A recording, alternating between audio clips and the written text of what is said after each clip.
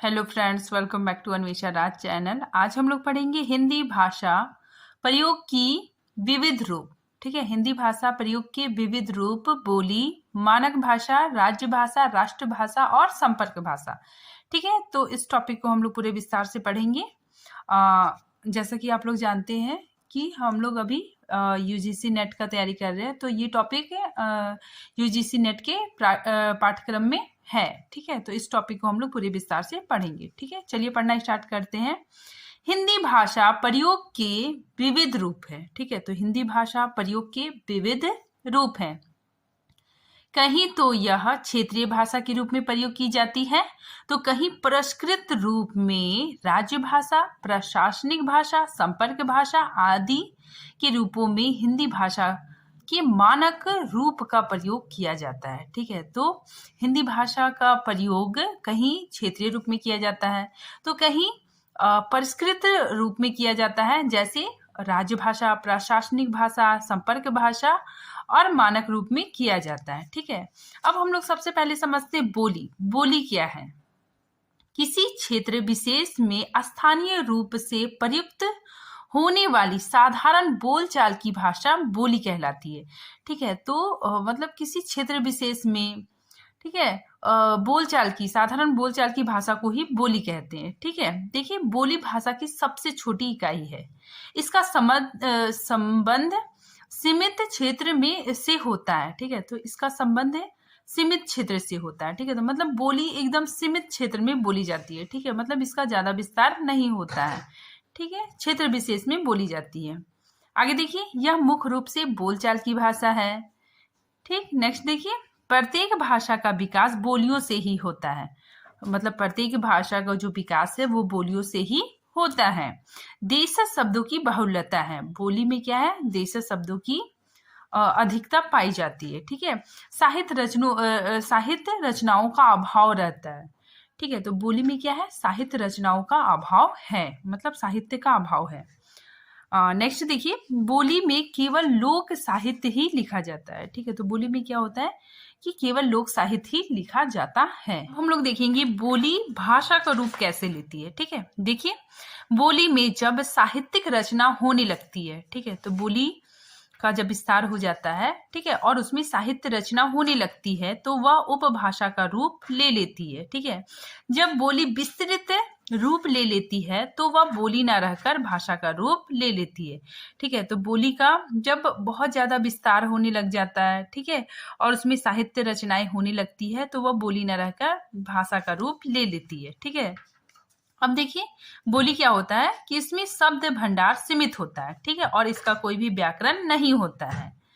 फिर नेक्स्ट देखिए, शिक्षा और अन्य क्षेत्रों में प्रयोग में नहीं लाई जाती है। ठीक है, तो बोली में क्या होता है कि बोली शिक्षा और अन्य क्षेत्रों में अन्य क्षेत्रों के प्रयोग में नहीं लाई जाती है। ठीक है, अब हम लोग देखते हैं मानक भाषा। ठीक है, मानक भाषा का अर्थ परिनिष्ठित, आदर्श या श्रेष्ठ होता है। ठीक है, मानक भाषा को परिनिष्ठित हिंदी भी कहा जाता है। ठीक है, तो मानक भाषा को परिनिष्ठित हिंदी भी कहा जाता है। किसी भाषा का वह स्वरूप जिसमें व्याकरणिक दृष्टि से एकरूपता होती है। ठीक है, तो मानक भाषा में क्या होता है? व्याकरणिक दृष्टि से एकरूपता पाई जाती है। ठीक है, और क्षेत्रीय भेद नहीं होता है। ठीक है, और इसमें क्षेत्रीय भेद नहीं होता है। मानक रूप कहा जाता है। मानक भाषा का प्रयोग शिक्षा एवं प्रशासन के लिए किया जाता है। ठीक है, तो मानक भाषा का प्रयोग शिक्षा और प्रशासन में किया जाता है। ठीक है, मानक भाषा। ठीक है, हम लोग अब मानक भाषा की परिभाषा देखते हैं। यह वह स्तर है जब भाषा का प्रयोग का क्षेत्र अत्यधिक विस्तृत हो जाता है और वह आदर्श रूप ग्रहण कर लेता है। ठीक है, तो मानक भाषा क्या है कि यह भाषा का प्रयोग अत्यधिक विस्तृत हो जाता और आदर्श रूप ग्रहण कर लेता है, वही मानक भाषा कहलाती है। ठीक है, देखिए, उनकी अपनी शैक्षिक, वाणिज्य, साहित्य, तकनीकी एवं कानून शब्दावली होती है। ठीक है, इस स्थिति में पहुंचकर भाषा मानक रूप ग्रहण कर लेती है और ये मानक कहलाती है। देखिए, यह भाषा मतलब मानक भाषा शुद्ध, उच्च स्तरीय और परिमार्जित होती है। ठीक है। अब हम देखते हैं मानक भाषा के नाम। मानक भाषा को कई नामों से पुकारा जाता है, ठीक है। देखिए, परिनिष्ठित भाषा, साधु भाषा, इसे नागर भाषा भी बोला जाता है, ठीक है। और अंग्रेजी में इसे स्टैंडर्ड लैंग्वेज भी कहा जाता है, ठीक है। देखिए, मानक भाषा में क्या होता है कि क्षेत्रीय भेद का अभाव होता है, निश्चित पैमाने के अनुसार गठित होता है, ठीक है। मतलब मानक भाषा का व्याकरण होता है, अपना व्याकरण होता है, और यह औपचारिक भाषा है, ठीक है। अब हम लोग देखते हैं मानक भाषा के लक्षण, ठीक है। सबसे पहले व्याकरण संबंध, ये क्या होता है कि इसमें व्याकरण होता है, ठीक है। सर्वमान, ये मानक भाषा क्या होता है, सर्वमान होता है। एक रूपता इसमें पाई जाती है, भ्रांतिहीन, ठीक है। मतलब इसमें कोई भी कंफ्यूजन नहीं होता है, ठीक है। और मानक भाषा विकासशील होती है, ठीक है। अब हम लोग देखते हैं मानक भाषा की विशेषताएं। सबसे पहले ऐतिहासिकता। मानक भाषा में क्या होता है कि इसका जो इतिहास होता है वो मतलब गौरवशील इतिहास होता है, ठीक है। जैसे देखिए, हिंदी भी मानक भाषा है, और हिंदी का जो हिंदी साहित्य है, तो इसका जो है साहित्य ये बहुत ही गौरवशील रहा है, ठीक है। और इसमें देखिए, इसकी विशेषता मानकीकरण होना चाहिए, जीवांत होना चाहिए, और स्वतंत्रता होना चाहिए। स्वतंत्रता मतलब क्या होता है कि हिंदी जैसे हम लोग देखते हैं हिंदी भाषा, तो हिंदी भाषा आत्मनिर्भर भाषा है, ठीक है। इसकी अपनी स्वतंत्र शब्दावली और व्याकरण है। जब हम किसी अपरिचित व्यक्ति से मिलते हैं, ठीक है, तो हम मानक भाषा का प्रयोग करते हैं, ठीक है। जब हम कक्षा में किसी प्रश्न का उत्तर देते हैं तो हम मानक भाषा का प्रयोग करते हैं, ठीक है। समाचार पत्रों, आकाशवाणी, दूरदर्शन के समाचार मानक भाषा में ही प्रसारित होते हैं, ठीक है। हमारे प्रशासन के सारे कामकाज भी मानक भाषा में होते हैं, ठीक है। मानक भाषा सर्वमान्य भाषा है, ठीक है। तो आई होप आप लोग को मानक भाषा समझ में आ गया होगा, ठीक है। अब हम लोग पढ़ते हैं राजभाषा। राजभाषा क्या होता है, संविधान द्वारा स्वीकृत सरकारी कामकाज की भाषा ही राजभाषा कहलाती है, ठीक है। तो राजभाषा सरकारी कामकाज की भाषा ही राजभाषा है, ठीक है। देखिए, राजभाषा अर्थात शासन की भाषा, ठीक है। सरकारी कामकाज में इस्तेमाल होने वाली भाषा को राजभाषा कहते हैं, ठीक। आगे देखिए, 14 सितंबर 1949 को संविधान में हिंदी को राज्य भाषा अर्थात सरकारी कामकाज की भाषा के रूप में स्वीकृति दी गई, ठीक है। इसीलिए 14 सितंबर हिंदी दिवस के रूप में मनाया जाता है, ठीक है। तो 14 सितंबर 1949 को हिंदी को राज्य भाषा के रूप में स्वीकृति प्रदान हो गई, ठीक है। इसी वजह से हिंदी दिवस मनाया जाता है। संविधान के भाग 17 के अनुच्छेद 343 में लिखा गया कि देश की सरकारी कामकाज के लिए हिंदी भाषा का प्रयोग होगा, ठीक है। लेकिन प्रशासन के जिस कार्य के लिए पहले से अंग्रेजी भाषा का प्रयोग किया जाता रहा, वह हिंदी के साथ अंग्रेजी का भी प्रयोग होगा, ठीक है। तो इसमें यह कहा गया कि हिंदी के साथ अंग्रेजी का भी प्रयोग होगा। राजभाषा अधिनियम 1976 के अनुसार हम लोग देखते हैं, इस अधिनियम के द्वारा हिंदी का अधिक से अधिक प्रयोग करने के लिए कुछ प्रभावी कदम उठाए गए, ठीक है। जो इस प्रकार है, देखिए, भारत संघ के राज्यों को 3 वर्गों में बांटा गया, ठीक है। तो भारत संघ के राज्यों को 3 वर्गों में बांटा गया, ठीक है। कौन कौन, देखिए, क वर्ग के क्षेत्र में कौन कौन से राज्य आएंगे, उत्तर प्रदेश, मध्य प्रदेश, राजस्थान, बिहार, हिमाचल प्रदेश, हरियाणा एवं दिल्ली, ये सभी हिंदी भाषी क्षेत्र है, ठीक है। तो ये सभी हिंदी भाषी क्षेत्र है, ठीक है। तथा अब इसके अंतर्गत उत्तराखंड, झारखंड और छत्तीसगढ़ भी शामिल है।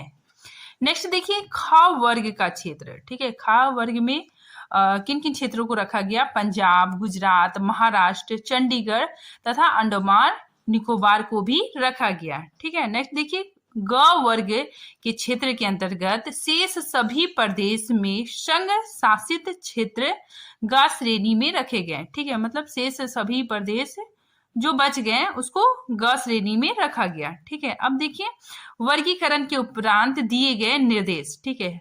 वर्गीकरण के बाद क्या क्या निर्देश दिए गए, इसको हम लोग देखते हैं। सबसे पहले है केंद्रीय कार्यालयों से क श्रेणी के राज्यों को भेजे जाने वाले सभी पत्र हिंदी देवनागरी लिपि में भेजे जाएंगे। ठीक है, यदि कोई पत्र अंग्रेजी में भेजा जा रहा है तो हिंदी में अनुवाद भी अवश्य भेजा जाएगा। ठीक है, तो इसमें बताया जा रहा है कि क श्रेणी के अंतर्गत जो क्षेत्र है उत्तर प्रदेश, मध्य प्रदेश, राजस्थान, बिहार, तो इसमें जो पत्र भेजा जाएगा वो हिंदी देवनागरी लिपि में भेजा जाएगा।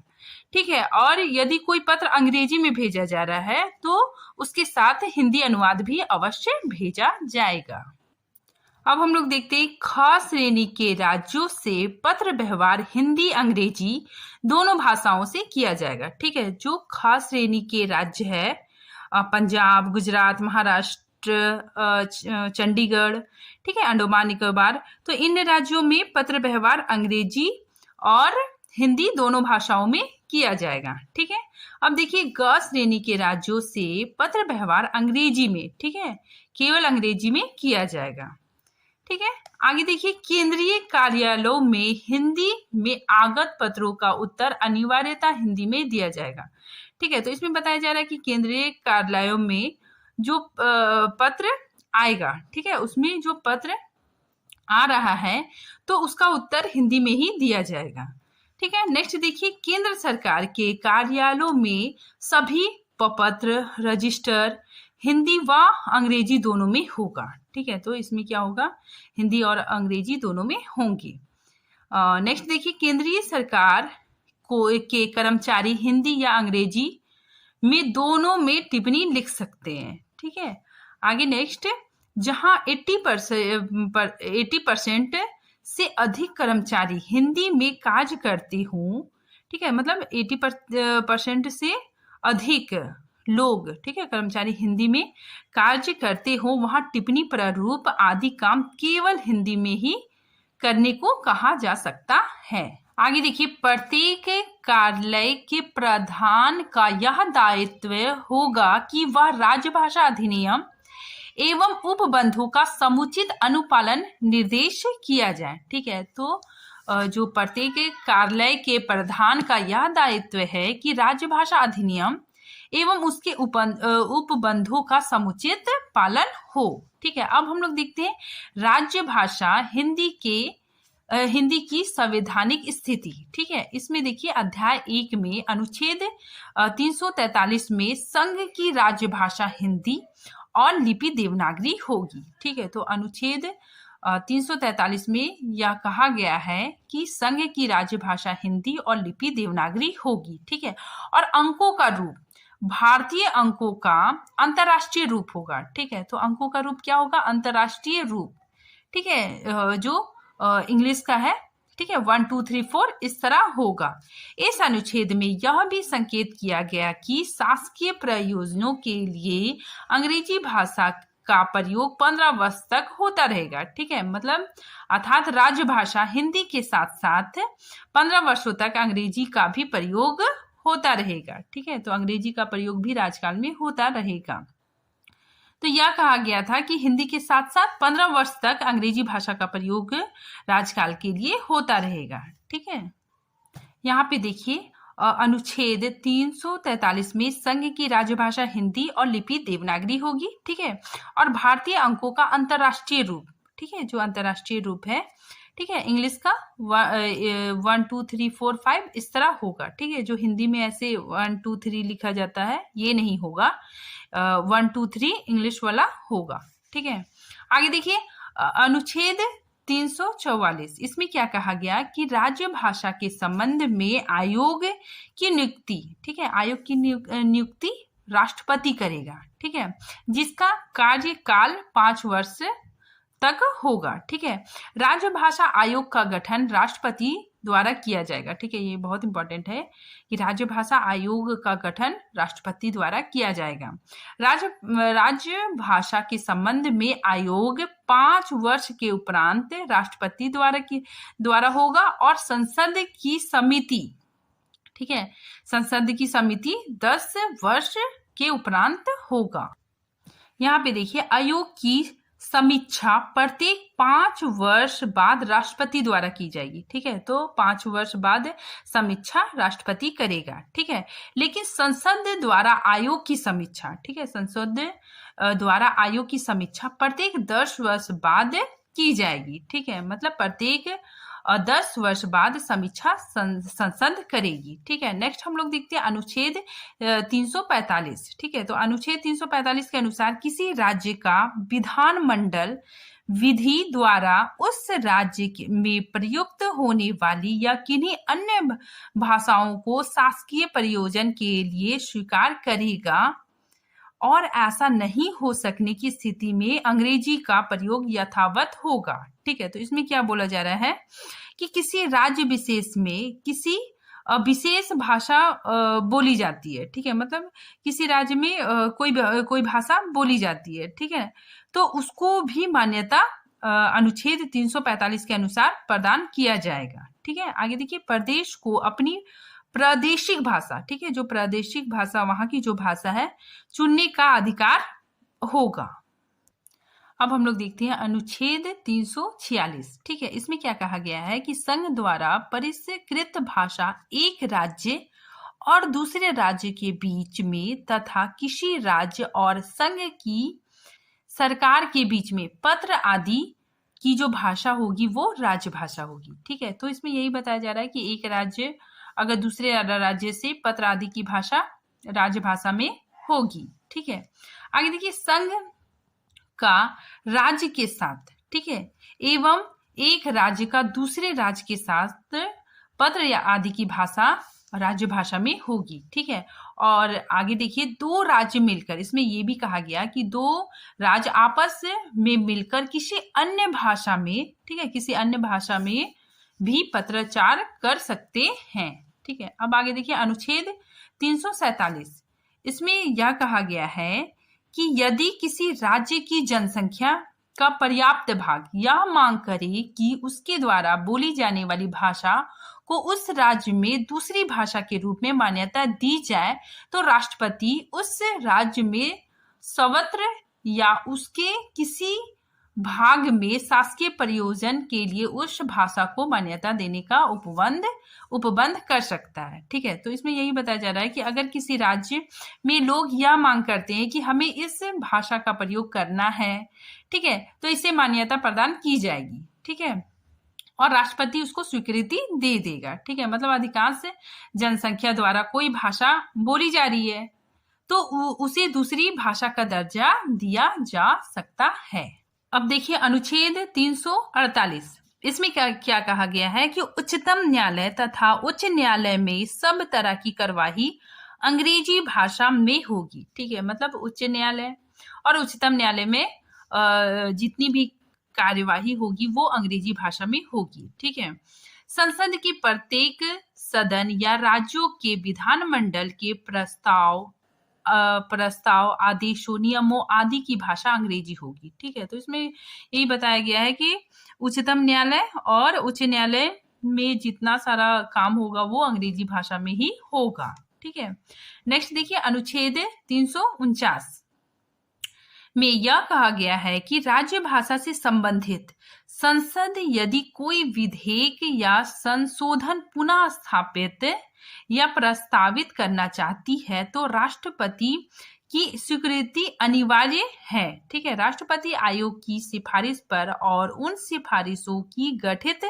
रिपोर्ट पर विचार करने के पश्चात ही अपना मंजूरी देगा या अन्यथा नहीं। ठीक है, तो इसमें यही बताया जा रहा है कि भाषा से संबंधित विधियां अधिनियम करने के लिए विशेष मंजूरी होगी। ठीक है, मतलब अगर इसमें कोई संशोधन किया जाए, ठीक है, तो इसमें मतलब भाषा से संबंधित या किसी चीज का भी संशोधन किया जाए तो उसके लिए राष्ट्रपति की विशेष मंजूरी लेना बहुत जरूरी है।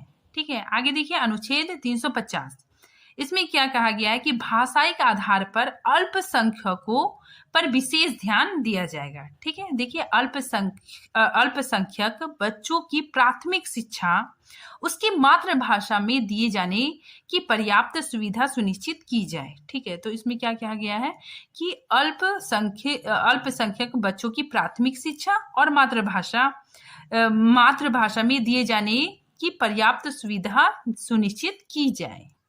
भाषिक अल्पसंख्यक वर्गों के लिए राष्ट्रपति एक विशेष अधिकारी को नियुक्त करेगा। ठीक है, तो इसमें राष्ट्रपति क्या करेगा, एक विशेष अधिकारी का नियुक्ति करेगा। ठीक है, आगे देखिए, शिकायत या व्यथा का निवारण हेतु अभ्यावेदन में किसी भाषा का प्रयोग। ठीक है, तो अनुच्छेद 350 के अनुसार प्रत्येक व्यक्ति किसी शिकायत को दूर करने के लिए संघ या राज्य के किसी अधिकारी को संघ या राज्य में प्रयोग होने वाली किसी भाषा में अभ्यावेदन देने का अधिकारी होगा। ठीक है, मतलब वो किसी भी भाषा में, ठीक है, आवेदन पत्र दे सकता है। ठीक है, आगे देखिए, अनुच्छेद 351।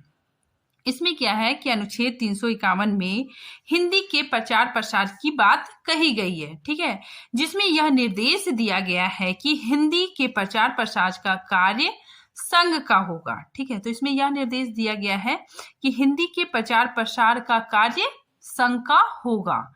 ठीक है, संघ का यह कर्तव्य होगा कि वह हिंदी भाषा का प्रचार प्रसार बढ़ाए, ठीक है, और उसका विकास करे, ताकि वह भारत की सामाजिक सांस्कृतिक के सभी तत्वों की अभिव्यक्ति का माध्यम बन सके। ठीक है, अब हम लोग देखते हैं 52वां संशोधन अधिनियम 2003 द्वारा वर्ष 2004 में 4 भाषाएं जोड़ी गई। ठीक है, 4 भाषाएं कौन कौन है, बोडो, संथाली, डोगरी और मैथिली। ठीक है, तो इन 4 भाषाओं को जोड़ा गया। अनुच्छेद 120, ठीक है, इसमें यह कहा गया है कि संसद में कार्य हिंदी में या अंग्रेजी में किया जाएगा। ठीक है, लेकिन यदि कोई व्यक्ति हिंदी में या अंग्रेजी में विचार प्रकट करने में असमर्थ है तो वो अपनी मातृभाषा का प्रयोग कर सकता है। ठीक है, उसके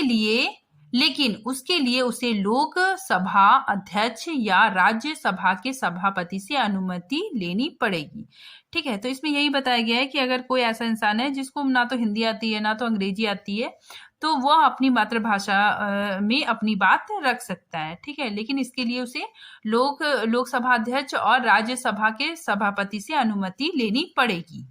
ठीक है, नेक्स्ट देखते हैं अनुच्छेद 210। ठीक है, इसमें क्या है कि राज्य के, ठीक है, वो केंद्र से संबंधित था और ये राज्य से संबंधित है। ठीक है, देखिए, राज्य के विधानमंडल में राज्य की राज्य भाषा प्रादेशिक भाषा हिंदी या अंग्रेजी में किया जाएगा। ठीक है, विधानसभा के अध्यक्ष या विधान परिषद का सभापति ऐसे किसी सदस्य को अपनी मातृभाषा में बोलने की अनुमति दे सकता है जो उपयुक्त भाषाओं में किसी में भी विचार प्रकट नहीं कर सकता। ठीक है, तो इसमें भी सेम बात है कि जिसको मतलब हिंदी इंग्लिश नहीं आती है तो वो अपनी मातृभाषा के माध्यम से अपने विचार को प्रकट कर सकता है। ठीक है, तो इसमें देखिए 120 में क्या है, ये केंद्र स्तर पे होगा और 210 में राज्य स्तर पे होगा।